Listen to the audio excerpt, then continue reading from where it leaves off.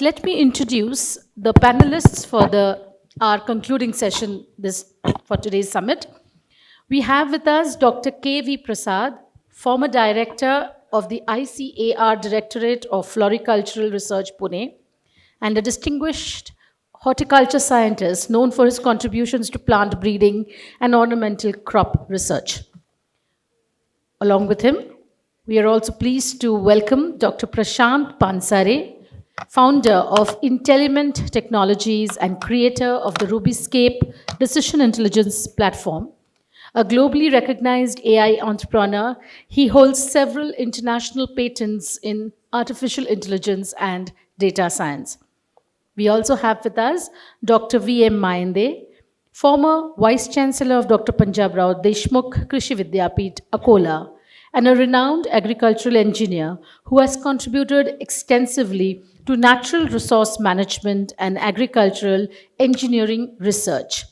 This panel will be moderated by Dr. Sunil Gurantiwar, and the discussion will revolve around climate resilient AgriTech technology.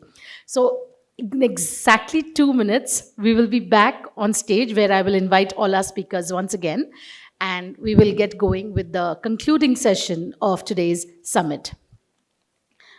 Dr. Gurantiwar has just taken time, please. So we just give him some time to get back to stage. Now, climate,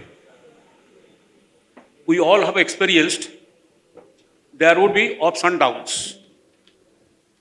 Sometimes it is benign, it is genuine, and we get a good harvest. But otherwise, farmers in India do have to manage with the vagaries of monsoon. Sometimes there is a drought, sometimes there is flood, sometimes there is hailstorm, etc. But all this is to happen within a given limit.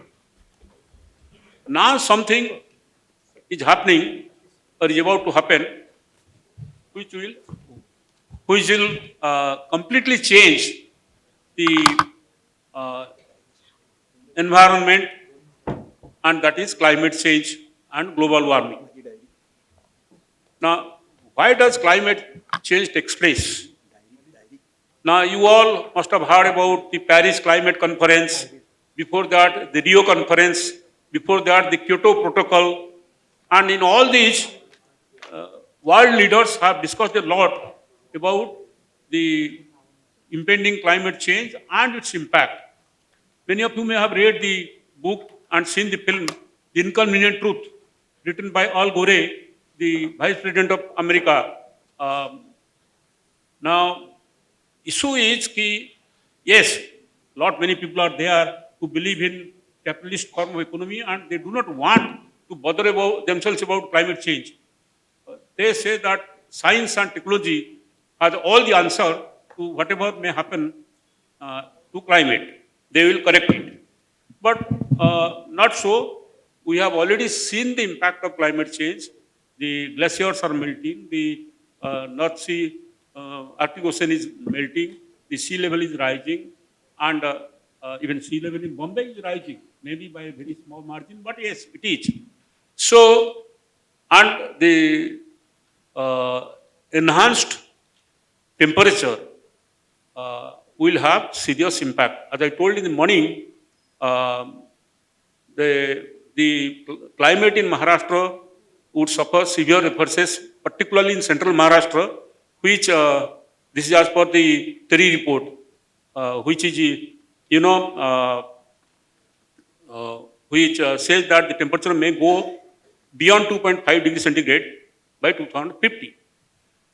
Now, if that happens, suppose all that we are doing continues to happen unchecked, then temperature goes up. We are not able to reverse it. We have proposed a lot of action that we reverse. Obama said that climate change is a situation that we are the first generation to face it and will be the last generation to do something about it. So if you don't do, then this will go unabated and temperature will go beyond 2.5 degrees centigrade. Suppose Marathwada, tomorrow the temperature goes, tomorrow the temperature goes up by 2.5 degrees centigrade, what will affect, how will the production and productivity affected? Will they give same? What will happen to the pest population? Will they breed faster under the warm temperature, and pest population will build up faster? So these are all issues that are likely to be major issues in agriculture for tomorrow. So we are today discussing the future of agriculture. Artificial intelligence is one way of overcoming difficulties and producing more, and this is something which is going to limit our production ability. So this is why we had kept this for a panel discussion here. Now Dr. Goruntiwar is back, so my proxy is over. I'm handing it over to him. Sorry for this, sir. I think. Okay. Thank you very much, sir, for setting the tone of this panel discussion. And then whatever you told about that, probably this is the first generation who are facing climate change, and the first generation or maybe last generation, okay, to do something. So we'll take this particular thread ahead. And as all of us know that we have been talking about the climate change since long actually. And then I remember some 2-3 decades ago. So we used to say that this climate change and future and all those things. Okay. But then this is at the doorstep.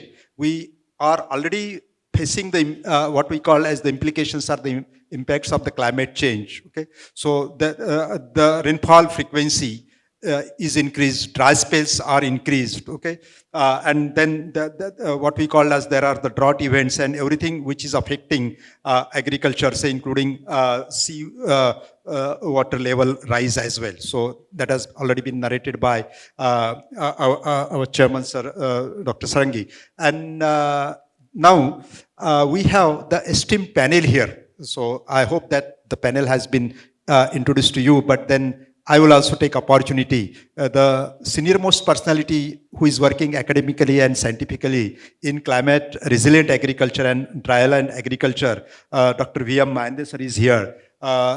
Just to know him about few words, because he is already known in the agricultural fraternity and he doesn't need any introduction as well. But currently he is chairman of AFAM, and prior to this he was vice chancellor of Dr. Punjab Rao Deshmukh Krishi Vidyapith Akola, and before that he worked in the several capacity, including head of the department at ICR's Central Research Institute for Dryland Agriculture, and before that he worked as the scientist in CGI organization ICRISAT. So all these organizations, they are very much related to the dryland agriculture and climate resilient agriculture, and with this he brings a lot of expertise and experience in today's panel discussion.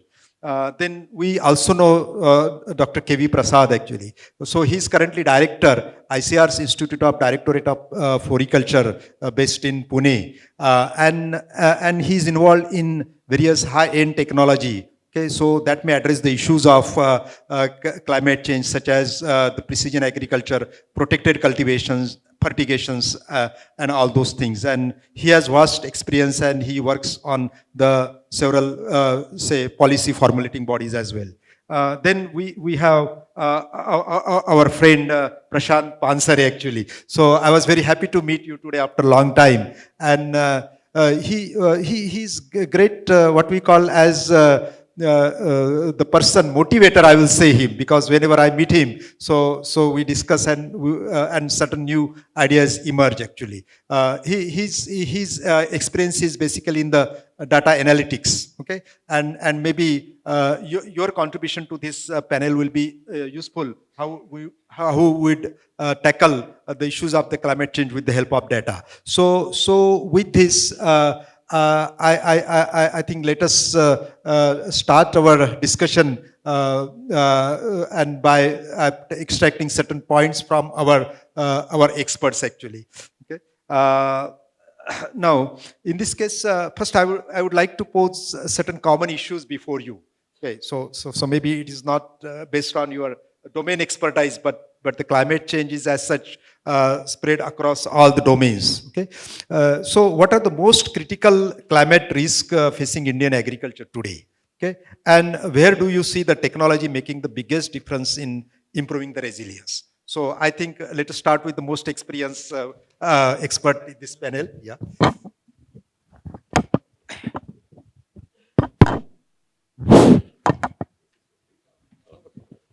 Uh, Thank you, Guruntiwar, and thank you for inviting me to this panel.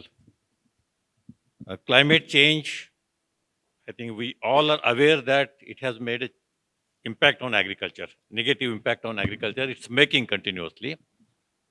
And this is the time we have been consistently working on how to mitigate this climate change impact on agriculture. The major risks because of climate change to agriculture are crops are affected by abiotic stress and biotic stresses. Abiotic stresses are physical stresses on crop. They arise because of the shortage of moisture in the soil, and biotic stresses are because of the biological pests and diseases. Both of these are impacting agriculture and crops today, productivity today. In biotic stresses, most of the impact is on water availability for the crops during crop growing period.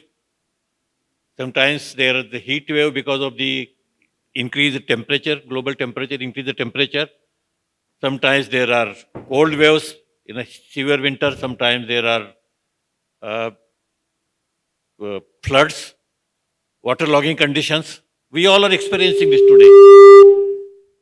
So as a result of this increased intensity of rain, in shorter duration, highest intensity rain, we also come across the soil erosion. I think last season itself, we have seen Yeah. the fields around the river banks have not only eroded the soil, but also taken away everything from the farmers. And I think thousands of acres of land has been flown away. It not only the soil goes away, but also it carries the nutrient, very precious nutrients in the soil. So I think these are the challenges we are coming across. And in biotic stresses, because of the temperature and relative humidity changes when the crop is growing, all of a sudden we do not never know that this pest or this disease will come and affect the crop. But suddenly a new pest arises, and in a time, within a short time, they will multiply, magnified, and millions of hectares is affected because of that new pest, which were never documented that they are major pests. But this is happening. So this is basically an impact of climate change on agriculture we are experiencing. And now we are in an era where we have to look into the technologies to overcome these issues. So if you want to go for technologies, I can go, but if you ask Yeah, yeah, want me to in maybe. second phase, I can go in the second. Let us come to Prashant. You're a technology person. Okay, so Mahendra sir has already highlighted the most important climate risk. So, how do you see the technology will play a role in tackling that climate risk? Right. First of all, thank you for having us on this eminent panel discussion. It is lovely to be amongst the distinguished panelists. Uh, when we are, I think enough has been said since morning about the climate as well as about the impact of technology and AI in particular on agriculture. Let me give you a little different perspective than what we've been, talking so far. So when we talk about the climate change, its impact, or weather forecasting, uh, it is not about data because data is available. If you go to the NASA observatories, 25 years of a time series data is available.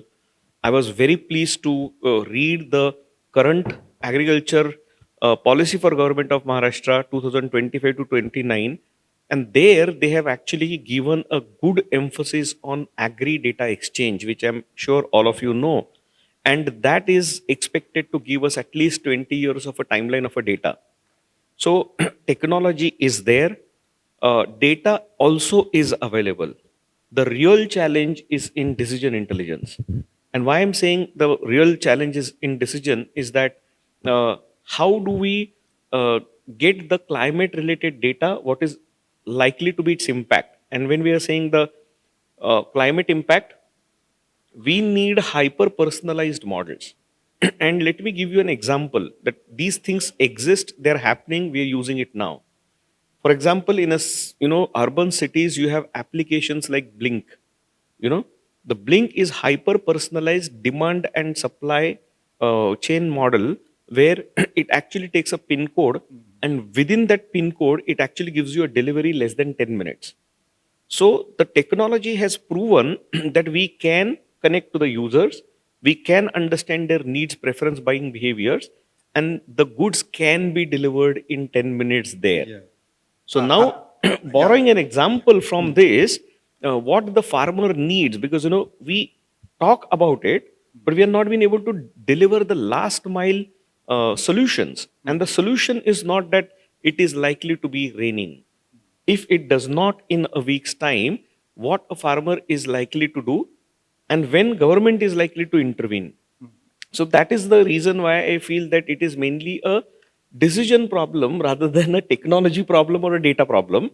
And now what we have to do, and I'm fairly an optimist Indian, is Maha Agri policy and the initiatives like AIIC, which is Agriculture Innovation for Artificial Intelligence Center, is been also established in Maharashtra. So I think we are putting together those missing parts of the puzzle together, and this is the beginning of a new journey. So I think we as a society, we as a community, and the industry segment needs to think about how can we have the better collective decision making for this industry, where we can leverage technology to its fullest extent. Okay. Yes, thank you very much. So very optimistic and hyper personalized advisories. So that is quite important for farmer as well. And at this point, we have to understand that climate variability and climate change both are the different issues. So we also need to tackle variability in the climate, okay, and also solving the problem of the climate change as well. Okay. Absolutely. Thank you. In Thank you fact- very much, Prashant. We'll come back Sure. to you. And Dr. Prasad, so you have been working in ICR system for quite a long time. You are a renowned horticulturist, floriculturist. Okay. And what do you think that which is the most critical risk associated with the climate change today? Yeah, thank you very much, sir. At the outset, let me thank Shantanu and also Maratha Chamber of Commerce for this wonderful opportunity to be part of this panel. Climate change is inevitable, that we all know. And horticultural crops and floricultural crops are not an exemption. To be specific on floriculture crop, which is my bread and butter, we all get attracted to flowers for two basic things. First is the color, and the second is the fragrance. These are the two compelling reasons for us to be, with the flowers. The first thing that gets affected is the fragrance. Higher the temperature, lesser the time the flowers will remain fragrant. Primarily because these are highly volatile and temperature sensitive. As the temperature increases, the volatiles escape faster, therefore you lose the fragrances faster. So therefore, we always advocate the farmers to harvest the flowers early in the morning or late in the night. That is the science behind that. And the second thing is, as the temperatures increase, the expression of pigments is a function of temperature. If the temperatures are high, the pigment expression is not good in the terms, you will see the faded colors. So if these two things vanish from the floriculture, you can imagine the beauty of these flowers. So therefore, the floriculture sector is going to be impacted very much as in any other agricultural crops. And as sir has already pointed out, there are many other things which are going to be affected, which are associated with floricultural crops. See, floriculture crops are the major reservoirs for all the biodiversity, the pollinators. All these things, the floriculture crops act as reservoirs and support the entire pollination system that happens across the other crops, wherever it is absolutely essential. If these crops are affected, because most of these pollinators get attracted because of the volatiles that the flowers produce. VOCs, if they vanish faster, the attraction for the pollinators and biodiversity is less. Therefore, the pollination effect on other crops like fruits, vegetables, cereals, and pulses, they are also going to be adversely affected. These are the chain of events that are likely to happen as the climate change happens. Okay, great. But maybe in next round of the question, we would like to know more about technology to tackle this. Now let us come to the technology part actually. Means when I say the technology, it is not the IT or AI kind of the thing, because agriculture is also the domain wherein we have the own agriculture technology. Sir, you did a lot of work in this climate resilient and dryland agriculture. So one of your intervention, that is the BBF, broad-based furrow actually. So that revolutionized the Vidarbha agriculture. So that is the technology, so which proved to be efficient in the extreme rainfall event as well, and when there are the drought periods. So it is both for the water conservation and say water disposal actually. So and this technology was commercialized, adopted by the government as well, and farmers they got the benefit as well. So in continuation to that, what do you think the other technological innovations they are necessary as far as the crop varieties, cropping system, and water conservations are concerned? Thank you. I think there are good number of technologies to mitigate the climate impact on agriculture. Technologies are available, they are released. Technologies are being implemented by government support and farmers also. I will just cite some of the important technologies because number one, soil related technologies. Right now, I think one of the things which must understand that India is almost 60% rain-fed country. We do not have irrigation for crops for 60% of the cultivated area. It's a predominantly dryland country, rain-fed country. This is the area which is most impacted by climate change. So in this area, number one problem is the soil degradation taking place very fast.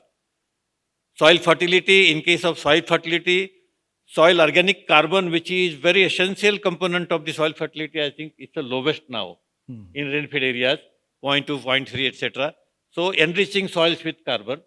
And I think that's why we are propagating, go for organic farming, go for natural farming, add most of the crop residues in the soil, go for regenerative agriculture where we do not waste any agriculture waste, recycle back to the soil. And also new technologies in terms of conservation agriculture where disturb soil less, don't disturb the soil too much, so that the microbial activities which are in the soil are preserved, so that the microbial health of the soil, chemical health of the soil, physical health of the soil has to be retained. So there are technologies and they are being propagated elsewhere, but I think we still have to wait till they reach to the end users. But I think these technologies are available to mitigate the climate change. Secondly, in case of water availability, I think water is a scarce resource, especially in rain-fed areas. In Maharashtra is a rain-fed state, I can say. Although you see a lot of horticulture crops being exported, but most of the Maharashtra is rain-fed. I think 80% Maharashtra is rain-fed. So I think that's where the problem of water comes in. Efficient use of water in case, although we have a lot of water, we do not have water for crops. All the dams, etc. are there, 25% of the water area is only irrigated. The only solution is the watershed development in Maharashtra. I think rainwater is abundantly available. Conserve that rainwater, store that rainwater. I think very rightly Maharashtra government has taken Magil Tela Shettari, the farm pond scheme, where when there is intense rain, store the water and use it when it is required for protective irrigation of the crop. So these are the technologies being tested and they are available. They need to reach to the end user. Another technology is on crop-based technology. We need varieties which are resistant, climate resilient varieties, drought resistant varieties, flood resistant varieties, and that can go under waterlogging condition, that can resist the pest and diseases. I think ICR has just now released almost 185 varieties are already released for different resistant varieties. Secondly, agroforestry component, where we can enrich the organic carbon, compatibility of crop and forestry plants can be matched. Integrated farming systems where we can have crops, livestock, fisheries, and all other components together as per the farmer's capacity. I think these are some of the technological solutions which are proven, they are available, but I think we should enhance the capacities of farmer, also change our policies, make more investment in those technologies, to make this technology available to the end user farmers. I think technological options are there, Yeah. but I think the other technological options, you asked question on broadbed and furrow system of cultivation. Yes. This is a land management system we evolved when I was at ICRISAT and then later on in dryland agriculture, and now that technology has come to Maharashtra, becoming very popular. Almost all the soybean is grown on broadbed and furrow system. The beauty of this system is that there are two zones in a land. There are furrows and there is bed. But the bed is friable, which can conserve the moisture, which can store the moisture. All root zones are on the bed, so the moisture is available at the root zone. And there are furrows where if there is excess rain, that rain goes away, taken away very conveniently outside. When there is a shortage of rain, that is stored in the furrow and absorbed by the beds. So in both the conditions, excess rain or dry spell, the moisture is made available to the crops. In both the conditions, crop is saved. I think this is proven in Maharashtra, rain-fed agriculture. Mostly, I think Pokra, it is the Pokra project which has made it popular. I think Vidarbha, Marathwada. This is very popular technology now in India. I think I'm glad that I was working on that technology for last almost 30 years. 30 years. And when I was Vice Chancellor at PDKV, I thought this is the technology, I should bring it. Yeah. And I think that has beginning point, and now it has spread almost all over the Maharashtra rain-fed area. So thank you for asking that question. Yes, thank you very much. Sir, you mentioned about the POCRA. Let me inform the participants that POCRA's long form is Project on Climate Resilient Agriculture. And this is the World Bank aided project being implemented by Government of Maharashtra. Its phase 1 of 5 years is already over and phase 2 is going on. So in POCRA project, the climatically vulnerable districts have been identified, and then at the same time the technologies which are resilient to climate, they have already been identified, and those are being implemented. And in POCRA too, these technologies, climate resilient technologies, will be integrated with the other digital technologies as well. Okay, so as far as this is the POCRA is concerned, and sir, you rightly pointed out that when we say that the climate resilient technology, so it is not just one component, it starts right from the crop variety. So our crop varieties should also be what we call as the climate resilient, then soil management, then input management, water management, everything is important. Sir, then coming back to you again, we know that this horticulture and floriculture, it is really driving now our national economy as well. Okay, so it plays a great role in agriculture development of India. And we talk about the host of the technologies in horticulture and floriculture that basically includes the protected cultivation. We say that the vertical farming, then at the same time polyhouse, greenhouse cultivation, shade net house cultivation, then the fertigation. So we say that all these technologies contribute to the reduction to the greenhouse gas emission. Can you throw more light on this, please? Yeah, certainly. Thank you. Yes, climate resilience, as you mentioned, it starts with the varieties and also with the technologies that you have indicated. As I mentioned that floriculture is going to be impacted, and those crops which are especially grown in protected conditions, at least they are more safer in terms of globally floriculture crops. When they are grown, there is a concept called as carbon fertilization. We introduce carbon dioxide in the nights in order to increase the productivity. That is the positive effect of carbon dioxide on overall productivity of the cut flower production across the world. Okay, that is the positive aspect of climate change, where the increased carbon dioxide gases, improving the productivity of floriculture crops in a protected environment.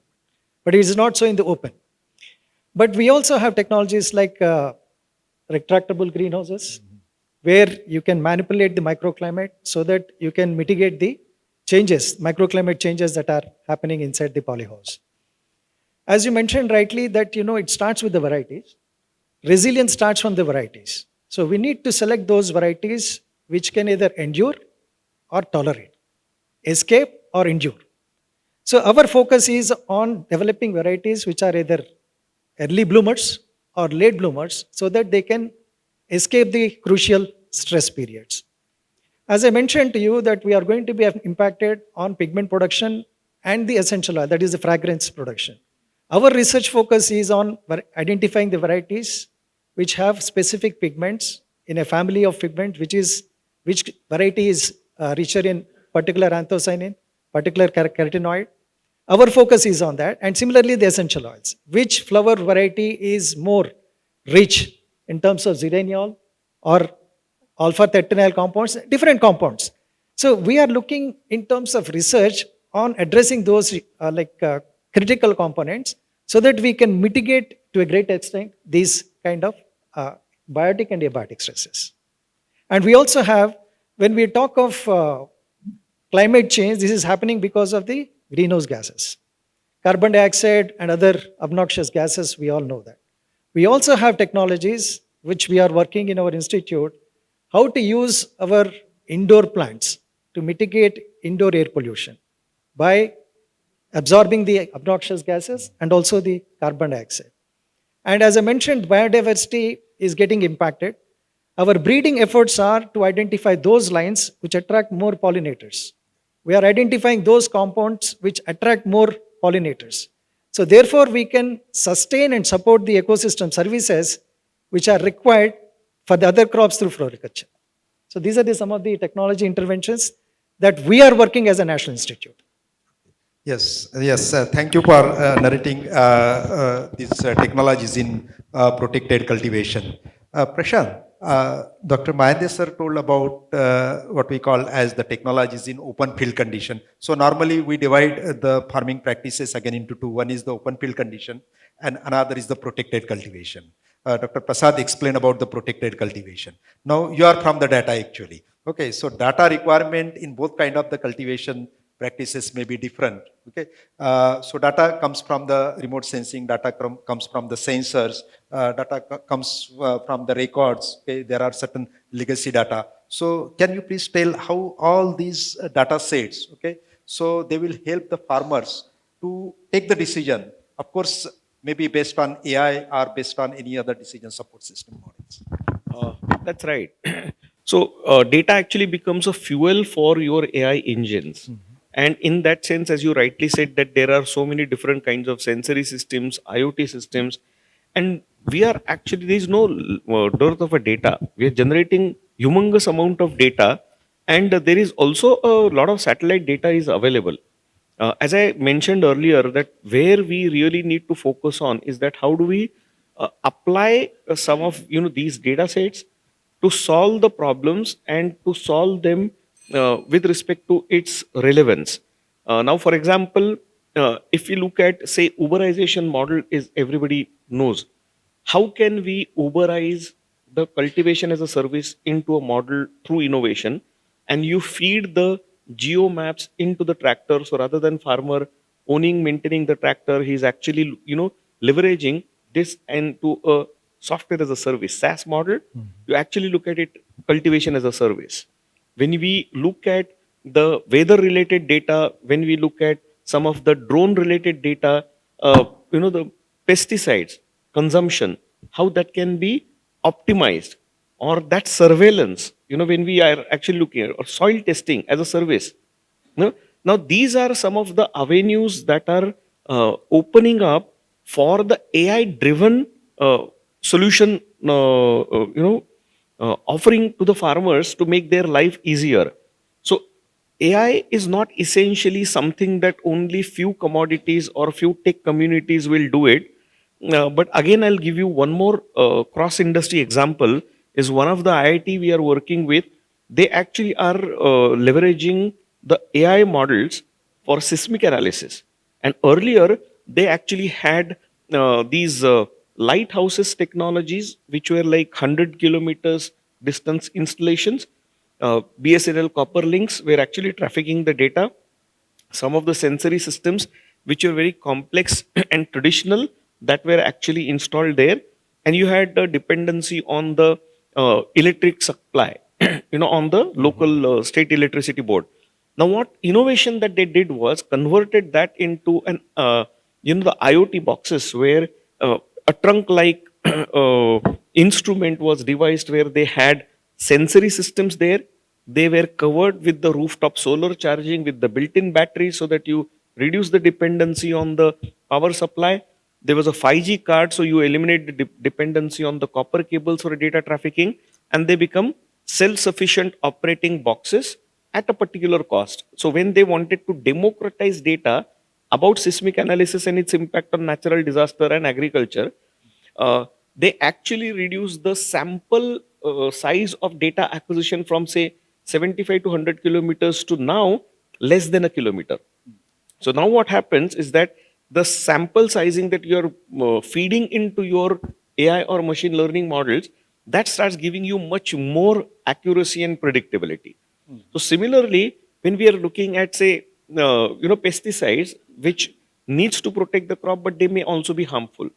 So analyzing that from image processing technique or a video processing technique in real time through drones, that how it can help you that if you are actually using pesticide in this season for this particular type of a treatment, then probably you are supposed to use only 30% of it and not Okay. traditional. Yeah. So this means that we can say on the chemicals, we can say on the water with the help of technology, and in that way, technology will help us to tackle the problem of climate change. Absolutely. See, Okay. your Thank you drones. very much. See, your Yeah. drones are going to be Yes. actually working like your human intelligence, right? Yeah, So your yeah. cameras are your eyes Yeah. and your location intelligence, and when you're sensing it. Now, what is happening is that offline, when you capture this data and process it, is good. But now, thanks to again mobile revolution in India, you have 5G connectivity. But and we have to also do is that change the mindset of people towards technology. Yeah. So the 5G technology has reached rural area. People are using smartphones, but they're using it for reels. Yeah. You know, Okay. and Anyway, we need to connect it to the climate change, climate resilience. Actually, technology is fine. Okay. Yeah. So thank you very much for this. Yeah. And then maybe you are the experts from the different domains. Okay. So let us see, how do you think about the other domain as far as the tackling the effect of the climate change is concerned? First, I would like to know from Mahendra sir, maybe in very brief. So, what do you think the role of agribusiness actually, or agribusiness should play in addressing the issue of climate change? I think in this climate change era, the productivity is affected definitely.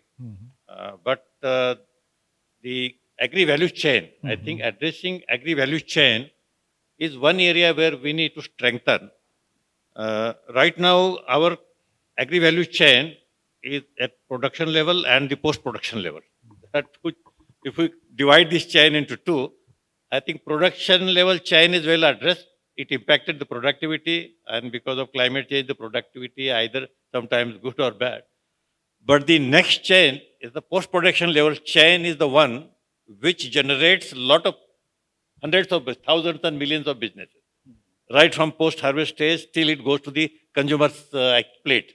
I think there are ample opportunities. I think most of the businesses, agri businesses, are in this link. So, if climate change issues are addressed, the quality production, what we are the quality production, that gives the quality raw material to the business. That production, there are again, if you look at the value of the production chain and the post production chain, most of the money is involved in the post production chain. The cash which is generated in post production chain is not recycled back to the production chain. That's why I think the farmers sell the goods to the market and forget about what happens to the good. So I think as per estimates, almost 25 paisa comes to the farmer, 75 paisa is consumed by the post-production chain. I think that is where this chain is distorted. But if we have to sustain in climate change era, in agriculture, farmer has to be strengthened. The Yeah. production value chain also has to be strengthened. Yeah. The money has to be recycled from post-production chain to this one chain. Yeah. Because there are a lot of agri-businesses going on there. They make a profit. Yes.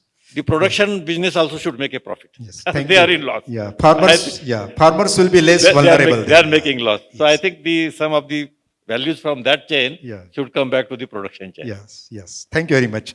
Dr. Prasad, so I know you are from floriculture, okay? So protected cultivation. But then I would like to just know from you how this digital agricultural technology can help to tackle the issues of the rain-fed agriculture. Certainly, yes. You have mentioned about the number of digital technologies and for the policy framework that the government of Maharashtra is planning to do.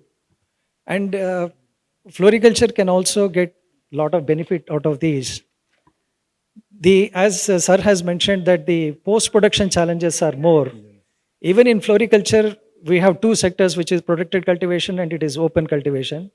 The protected cultivation sector is more or less well regulated. They have a set value chain, so it goes in and then they get good price. And the technology enabling is happening there also through electronic auctioning system.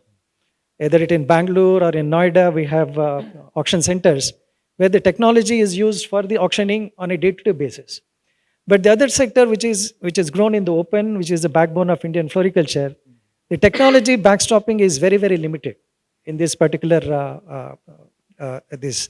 We don't have regulated markets. Most of the marketing happens on the roadside, and in the auction centers, these are not normally traded in the auction centers, and therefore the digital technologies can play a vital role in establishing the platforms on ENAM for selling these produce in the local markets. That is the post-production chain where the maximum revenue loss for the farmer happens. In the production side, yes. See, protected cultivation when came into India in 90s, you must have seen most of the polyhouses are climate controlled polyhouses. The technology was there. They were using the sensors. They were using digital applications of leaf analysis, soil analysis. They used to send the data to Netherlands and get the inputs for the regulating the fertigation schedules. See, these technologies came along with the protected cultivation into India. Of course, floriculture and vegetables, they played a major role. And as I mentioned, protected cultivation technologies and the industry associated with this, they are more informed and more digitally enabled sector, but not the other one, which is in the hands of small and marginal farmers. Yes, thank you very much. Prashant, you are from industry. Okay. Now, question is not related to technology now. Okay. So, how do you think that the industries should work with the institutes like ICR or state agricultural university? Okay. So, in order to what we call as the lessen the impact of the climate change, the bell is already run. So, maybe the short answer. Yeah. What I believe in is AI is a team sport. It's not, the individual game, I would say. So no one company, no one segment of industry can do it. It has to be with all equal participation from different stakeholders, including government, policymakers, in this case, industry and academia also. And academia can bring in not only the research appetite, but they can also bring in a lot of skills and the young people who can actually build various vertical applications. So if AI is expected to be the gold mine, what are your excavators? How are you going to really mine the gold from it? And that is where you actually start building the AI solutions or AI products. And hence, if you look at the agri data exchange, right from the cold storage to the market, price data to the satellite data, there are more than 20 data sets that are already identified by the government, and the teams are working to bring in almost 20 years of a time series of that. And that is the reason why I use that example of it as a gold mine. So you need to start defining scientific problems, work with the ecosystem partners, because they will bring in domain knowledge, which is very important for your AI problem solving. It's not only the horizontal technology problem. If you look at Anthropic. You're from the business actually. You consider that the business people or industry people working with the research institutions like ICR and SU will help to reduce the impact of the climate change? Most certainly. Okay. Most certainly. So let us start working together then. Absolutely. Looking forward. Yeah. Now, so maybe last message, because you all are the experts in your domain. So I would like to know from yourself itself, okay, one message or maybe one technological intervention, okay, so that will revolutionize Indian agriculture, okay, in context of, reducing the impact of the climate change, not general actually. Right. Uh, Just one sentence, that's all. well, I mean, if we don't change, change will change us. Okay. In the context of climate change, I would Yeah. say we have to change our approach towards how are we understanding, embracing, and adopting this and sustaining the change. That is important, and I think we have to use digital technologies. Okay, so digital technology Yes, you see that this is the future of agriculture as far as the impact of the climate change is to be reduced. absolutely, because Prasad digital. sir, what about your opinion in that? Sir, I look forward for a wearable for a farmer. Once he goes into the field, he should automatically get all the updates of the microclimate so that he can take all the precautionary measures for protecting his crop. That is what I look forward to. Granular level and just-in-time advisories, you want to say. Sir, at least I consider BBF was one such technology. So besides that, okay, so do you think that there is any other technology so which is most important, okay, as far as this reducing the effect of climate? I think now the emphasis is on environmental controlled environmental agriculture, where I think we can go for all advanced technologies, automation in production. So less land, more productivity. That's one thing. Secondly, in our country now, mechanization in automation is the sadly needed in the country, because without that kind of interventions, probably we will come to standstill. The current status of research going on in the country is we have almost addressing, I think, couple of years or next few years, we'll have our own robots working in agriculture field for harvesting, for planting, for like variable rate applicators for fertilizer and pesticides, where there will not be wastage. So minimizing wastages and precision use of these inputs, saving the cost of production in agriculture. I think this mechanization is likely to come in next few years, and I think 10 years or so, I think I will see robots working in Indian field. And I have seen, because I am from that field, Yes, yes. we already have robots working in at a prototype stage. It doesn't take more time to go to a commercial stage now. I think we are at the stage where some of them are being commercialized. So I think we will be happy to see robots working in the field and more precision agriculture taking place with this modern technology. Yes, thank you very much. Yeah, I would like to say just one point actually. Three technologies, they are emerging from the three experts. One is the precision agriculture, another is the digital agriculture, and third is the real-time agriculture. Thank you very much, and questions now. Yeah. My name is Vishnu. As you rightly said, there is no problem at the production level when it comes to farmers. The post-production, what can be done, can the food processing units or maybe the cold storages at different level, maybe the taluka district or maybe the bigger city levels, can these kind of initiatives from government we can expect? That's where I think the post-production value chain addresses all this issue. There are not only technological issues, but also some of the policy issues. I think government requires a lot of investment in having basic infrastructure for that, addressing all the value chain. So it's a big topic, but you talk about food processing only. But I think there are links in all the commodity processing where we need interventions of the government. There is technological interventions and many other actually issues, complex issues, which need to be addressed.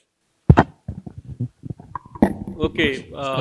One question. My question to panel members is, as per the report of the Environmental Research Institute, the rainfalls in Maharashtra will increase in next 30 years by 10% in Kolhapur in the south and by almost 30% in Dhule, Nandurbar in north. And it increases like that. Maybe in central Maharashtra it will go up by 20%, 25% like that. Now, temperature will go up, rainfall will go up. But this rain will come in fewer spells than now. Now you have certain number of spells in a season. The number of spells will go down. That means more rain in one spell. Okay. Now the showers will be intense, heavier. When heavy raindrops fall to soil, it will hit the soil, disturb the soil, loosen the soil. So soil, and since rainfall is more, the runoff will start very fast. So with that runoff, this soil particle will be washed out. That means the land will be subject to very heavy erosion in years to come as rainfall increases because of the natural rainfall. The other prediction is the number of dry spells will increase and the extent of any particular dry spell will be longer. Number of dry spells will increase and the extent of any dry spell will be longer. Now when the dry spell becomes longer, how do the kharif crops survive? They will require protective irrigation. Now in dry land area of Marathwada or eastern Maharashtra, eastern part of western Maharashtra, rainfall is 30 inches, it will become say 35 inches. But with that kind of water and higher temperature, higher evapotranspiration, if the crop requires water, where from farmers will irrigate the crop. So all that they possibly can do, is objective is to hold the soil in place. Do not allow runoff and stop water in as many small structures as possible and force it underground to enrich the groundwater, enable you lift it and irrigate the crop. So this is the only option, and this process will slow down the runoff, will slow down the wiping of soil cover. So topsoil will remain intact, fertility will remain intact. So this is what we need to do. As Professor rightly pointed out, the integrated soil and water shade development is the only answer to this, and that would involve treatment of the entire land of the watershed. Now, in this background, I am coming to what they call Jalyukta Shivar Jona in Maharashtra. In Jalyukta Shivar Jona, you are widening and deepening the nala at the end point of the village, that is the end of the watershed, and building a bond there. You are not paying attention to participatory watershed development treatment of the entire watershed area with people's cooperation. And so what will happen? A soil all over the watershed will remain loose and will get washed out, and your bandhara will get filled in 5 years. Okay? So this is something contradicted to each other. Now, first you do the treatment, do the water budgeting, calculate the rainfall, calculate the area, calculate the runoff, and then find out how much water is likely to flow and in how many localized structures you will be able to stop it in various parts of the watershed.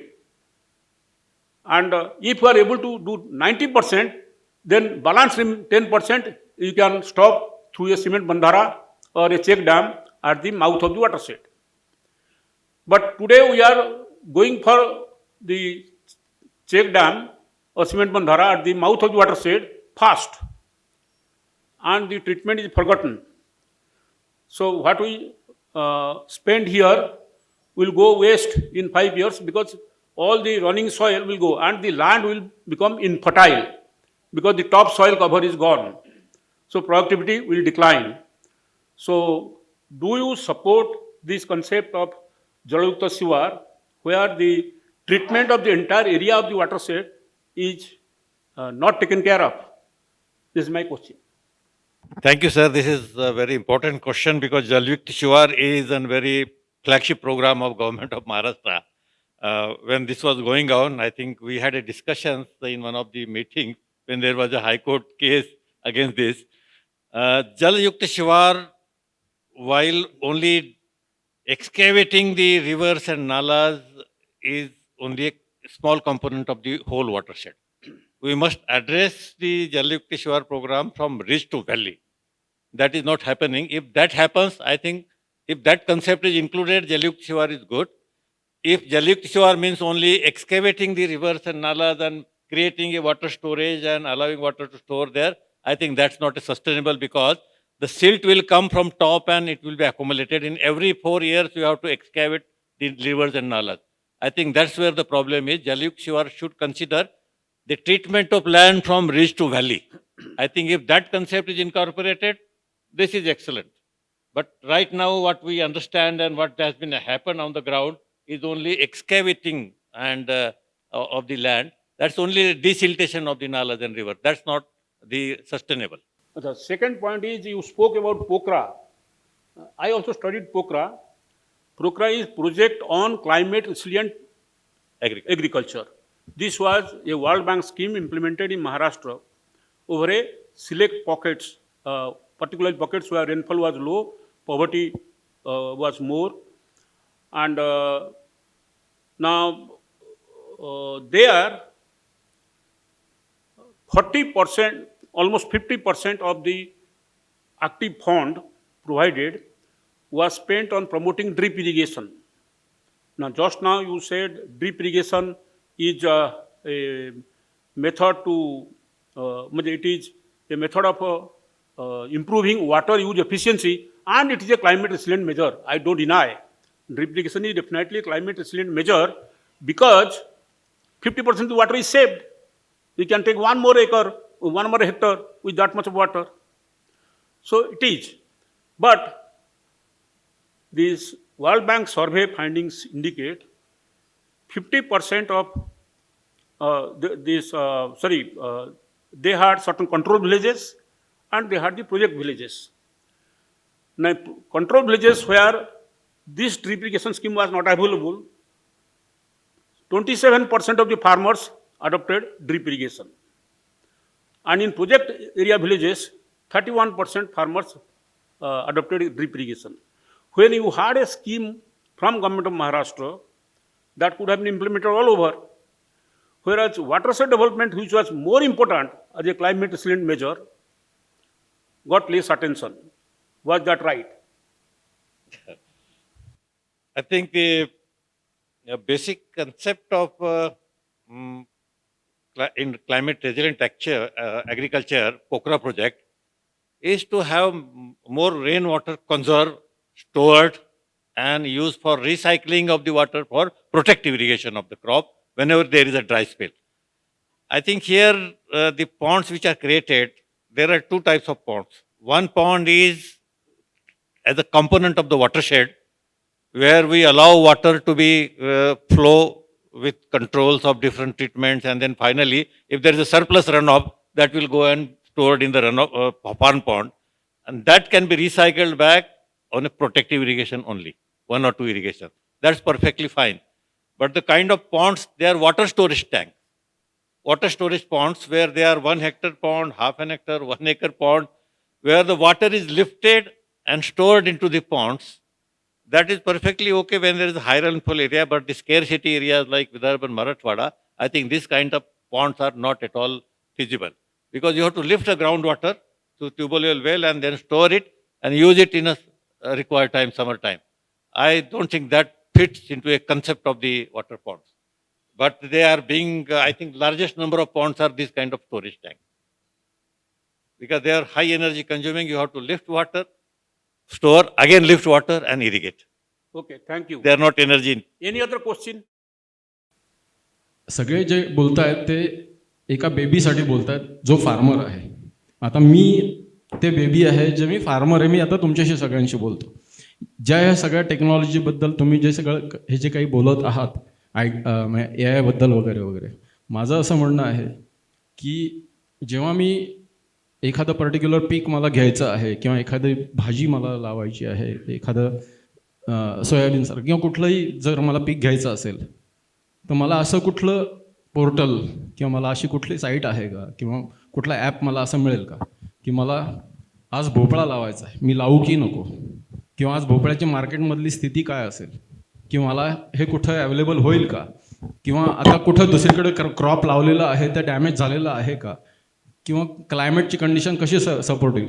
Rather मी कोणाकडे तरी एक्सपर्टकडे जाऊन मी गावात जाऊन जी माहिती घेतो त्याऐवजी मला हँडी मला माझ्या मोबाईलवर असं मिळण्यासाठी काय करता येईल. हे वर्ण सगळे स्टडी होतात, पण फार्मरचा ह्याच्यात काही इनपुट आहे का? याच्यामध्ये एक गोष्ट मी सांगू इच्छितो. तुम्ही जे सांगितलेलं आहे तुम्ही बसू शकता, की शेतकऱ्यांना खरोखर काय पाहिजे ते महत्त्वाचं आहे, बरोबर आहे, आणि त्याप्रमाणे तो तुमचा प्रश्न होता. यामध्ये काय आहे, तुमचं जे शेत आहे त्या शेतामध्ये कुठलं पीक घ्यायचं आहे, ओके. आता ते जेव्हा आपल्याला सांगायचं आहे ते अनेक बाबीवर अवलंबून असते. म्हणजे एक पहिली महत्त्वाची बाब म्हणजे काय आहे, की तुमचा जमिनीचा प्रकार कुठला आहे, बरोबर आहे, तुमच्या भागातलं हवामान कुठलं आहे, या दोन गोष्टी, आणि तुमच्या भागामध्ये त्या पिकावर पडलेल्या पीक आणि किडीचा आधीचा जो काही तपशील आहे तो काय आहे, या तीन बाबीवर. हा, तालुका वाईज तुम्हाला मिळेल, तालुका वाईजचा काहीच प्रश्न नाही. मला काय वाटलं तुमच्या शेताची आहे, तर तालुका वाईज ज्या तुम्हाला माहिती आहे त्यामध्ये एक तर तुम्हाला ज्या कृषी विद्यापीठाच्या दैनंदिनी आहे त्याला आम्ही काय म्हणतो की शेतकरी डायरी म्हणतो किंवा कोणी किसान डायरी म्हणतात. आता तुम्ही कुठल्या भागातले आहात? हां, जुन्नर. तर तुम्हाला महात्मा फुले कृषी विद्यापीठाची जी कृषी दैनंदिनी आहे त्यामध्ये तुम्हाला ही माहिती आहे, तो काही प्रश्न नाही आहे. तर ती तुम्ही घेऊ शकता. पण आता आपण याच्या पुढे जाऊन तुमच्या शेतासाठीच, म्हणजे असे नाही की तुमच्या बाजूचं शेत, तुमच्या शेतासाठी कुठलं पीक घ्यावं यावर सुद्धा आपल्याला काम चालू आहे. हे याला साधारणतः अजून एखादा वर्ष लागेल. आणि त्याचप्रमाणे तुम्हाला ही माहिती समजा कृषी दैनंदिनी तुम्हाला घ्यायची नसेल तर तुम्हाला महाविस्तार जे ॲप आहे ते तुम्ही डाउनलोड केलं नसेल तर करून घ्या. त्याच्यामध्ये तुम्ही एक प्रश्न विचारा, मी जुन्नर तालुक्यातील आहे, मला भोपळा घ्यायचा आहे, मी घेऊ की नको, तुम्हाला ते उत्तर देतील ते. ठीक आहे, महाविस्तार ते बघा. Thank you so much. आता आपण अजून प्रश्न घेऊ शकत नाही. So thank you very much. May I request sir, please kindly felicitate Sarangi sir. तुम्हालाच पहिले पॅनेल तर्फे आभार मानू द्या आम्ही on behalf of the panel. So I would like to thank organiser. Okay, thank you. Thank you. I'm really sorry for pushing this, but we are well above the time limit. So that's why I'm pushing it to an end. Before we end this evening, of course, Sarangi sir will do the honors by felicitating our panelists, our concluding panelists. आणि तुमचे खूप प्रश्न असतील अजून, साहजिक आहे. You are free to take this offline and continue with your questions. You can interact with all our panelist speakers and take your questions to them.